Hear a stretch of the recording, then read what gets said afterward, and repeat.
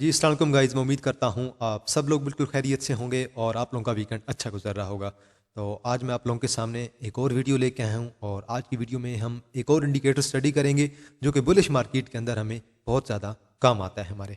तो आज का जो हमारा इंडिकेटर है वो है हमारे पास EMA। तो यहाँ से आपने सर्च करना है और इंडिकेटर में जाके आपने सर्च कर लेना है सीधा EMA, मूविंग एवरेज एक्सपोनेंशियल। ये हमारे पास EMA आ जाएगा। मैंने यहाँ पे 3 EMA आप लोगों ने सेलेक्ट कर लेने हैं।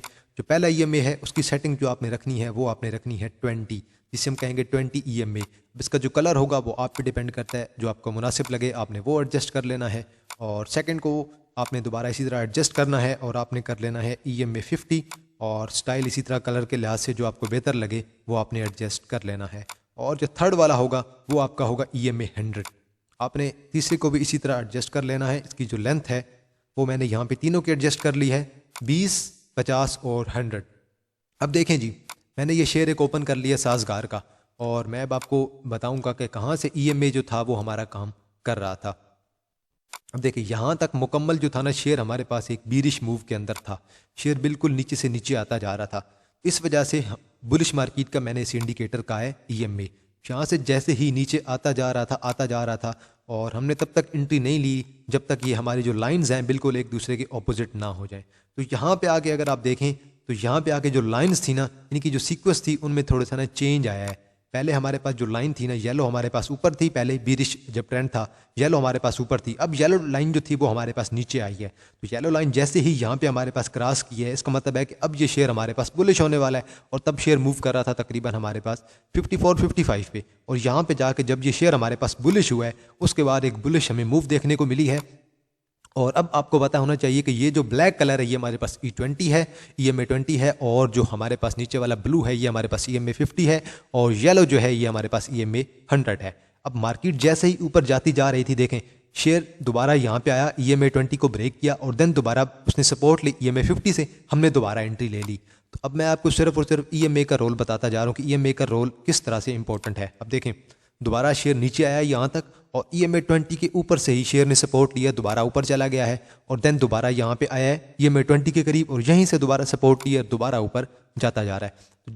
तो एक चीज़ तो आप लोगों को समझ आ गई होगी, जब भी शेयर बुलिश हो मोस्टली शेयर कोशिश करता है कि बुलिश मार्केट के अंदर, बुलिश ट्रेंड के अंदर शेयर जो है वो अपनी सपोर्ट जो है वो EMA से ही लेने की कोशिश करता है, EMA 20 से।